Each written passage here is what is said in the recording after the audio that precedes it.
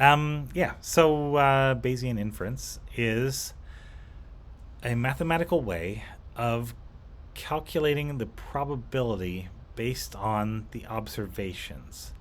And it's kind of a neat way of doing it. It is conditional probability. So, given that we know certain things, now from this position, what's the probability that the next change happens? And so, unlike a random walk from a Markov chain, for example, this is not assuming the relationship between these things and then just walking around to kind of figure out the overall picture. This is building a tree from scratch by looking at what's the most likely thing. If we do this, then what's the next thing that's going to happen? Next most likely thing. The first steps in these Bayesian processes, at least the way the computers do them, tend to be random. They're just like, let's make this random change. And then eventually you'll notice that they converge on the same result. And then you look at how fast they converge, how slow, whether they always converge or almost always converge, and that's how you build up your confidence values.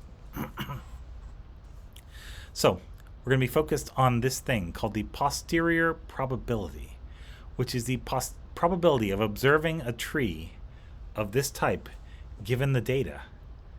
And like, wow, that's exactly what you want. But yeah, it's a neat way to actually calculate it. So this is kind of what all the other algorithms are trying to do, but it's doing it in a totally different way, but with the same starting data. Yeah.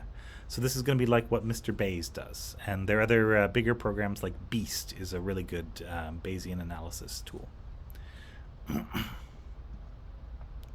So for any given tree, the posterior probability is the probability that the tree is correct, and our goal is going to be to identify the tree with a maximum probability.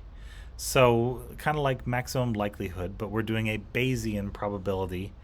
After we've built the trees, then we're going to go back and look and see, what were the odds that I would get a tree like this based on doing it a bunch of times. Yeah. You can do it with Mr. Bayes software. Oh my gosh, you probably already have. 4 steps. Step 1, you make an alignment. Remember when we did that? We put our sequences into Clustal. It's a global aligner. It'll just give you an alignment. Good or bad, for better or worse, yeah. We would maybe manually adjust these based on other things we know, like the protein structure. We could align all the parts that form the similar structures, like this alpha helix and this alpha helix, put those amino acids on top of each other. That would be a way to do it. That Clustal would not know about because it doesn't understand structure. It only has letters, and it tries to match up the letters using little algorithms, things like the Blossom 62. Second, we're going to specify an evolutionary model.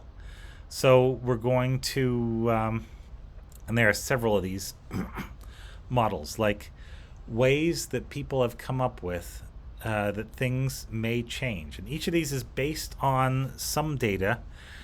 None of these is based on all the data, and none of these applies to every situation. So really careful people might compute your Bayesian model using different evolutionary assumptions and then say, okay, does that evolutionary assumption matter? Do I get the same tree branching whether or not I make this assumption? In which case, it didn't matter. But if you get different branching, then you'd say, well, all right, given this situation and all the other things we know, which of these was actually the better assumption to make? And there again, that's where the art comes in, and that's also well beyond what we're going to be expected to do in this class. But yeah, as a good bioinformaticist, you need to be able to get a sense for, what's a good set and a bad set, of assumptions. Okay, then you are going to specify a prior probability distribution. What's going to change? How's it going to change? What's likely to change? And the parameters that we're going to put in here,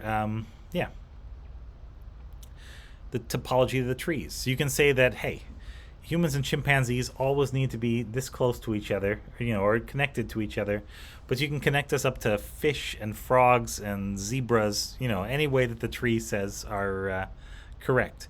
Or you can say that I've got a tree of all these mammals, and then I've got one fish in there, and I want the fish to connect kind of at the root.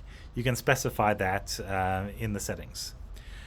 You can, so the branch lengths that are computed, those are a parameter. the frequencies of the 4 nucleotides in your thing. You may be working with coronaviruses. Coronaviruses are loaded with the T nucleotide, very poor in the C nucleotide. Why? I don't know. That's just how they are. Yeah. So if you've got another one of these sequences, it's likely to have those same characteristics. Yeah. And there will be a particular frequency of these nucleotides in your tree if you're doing a nucleotide tree. Same thing, there will be a particular frequency of amino acids in your tree. If you've got a soluble protein, you'll have more acidic and basic and polar amino acids than you would if you had a very hydrophobic protein. That's just going to be the nature of the protein you're dealing with.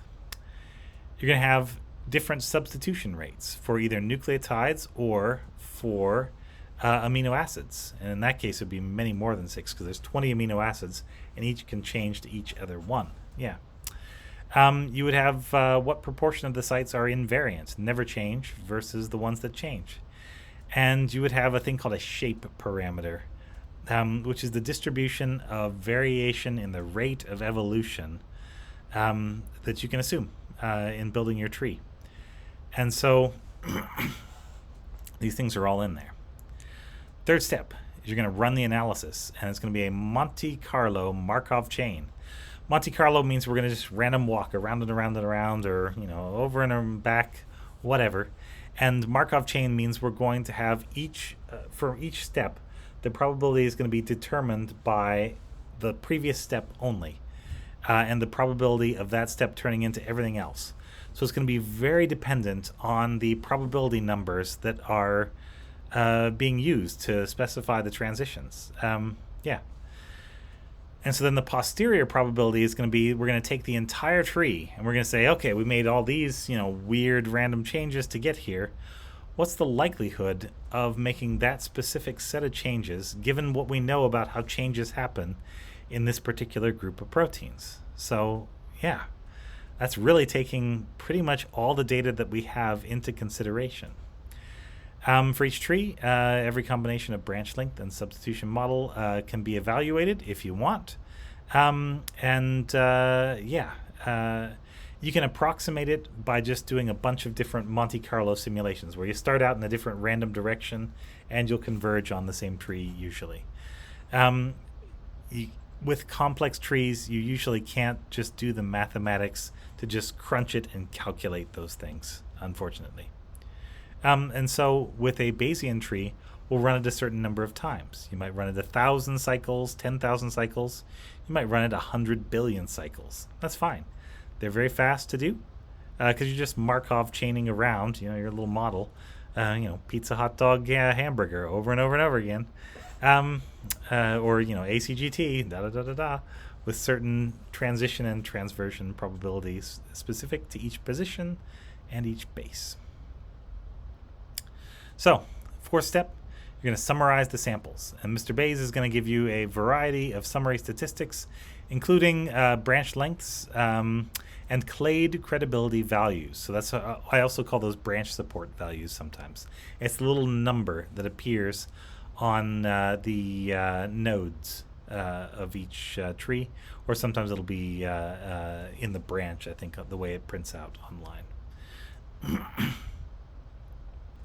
So Bayesian inference is a kind of a different way. It's going to resemble maximum likelihood because we're trying to compute, instead of computing what's the most likely thing to do at each point and only working it that way, we're doing both that, what's the most likely change to make at each point, but letting it randomly walk around. So it can change from A to T, back to A, back to T, back to A, back to T, as many times as it needs to in a Bayesian analysis. And yeah, then at the end, we'll go back and look at it, and based on our parameters, we'll say, okay, what's the likelihood that this happened? In this particular way and generated this particular set of branches. Bayesian inference has both prior information, so that's the things that we know going in based on like alignment of sequences. We know these things change, these things don't, and they change this much and certain times. Yeah, just to put it in really general terms. And then we're going to use the Monte Carlo property of the Markov chain. We're just going to go round and round and round our little chain, a bunch of times to estimate the posterior probability, like after we've made the tree, what's the likelihood that we could have got here?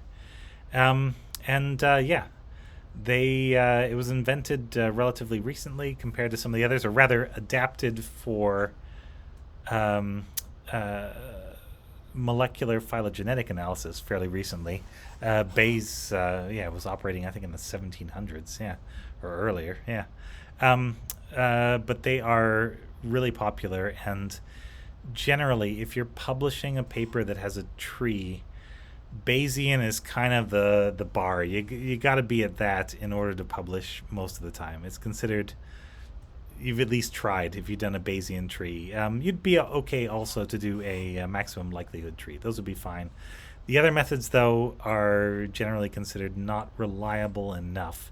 They're not using enough of the information to be considered a good bet. So, yeah, if you want more, there's like an entire textbook on this sort of stuff, and that's kind of a gateway into the next step. I'm not going to make you buy the textbook because this is just a little part of this particular course, but it goes into detail on this and some of the other methods that we do, including some of the mathematics behind the methods, which if you're actually going to use and develop these tools, that's a good thing to know. So there you go. Thanks very much. This has been Bayesian Analysis. I hope you liked it.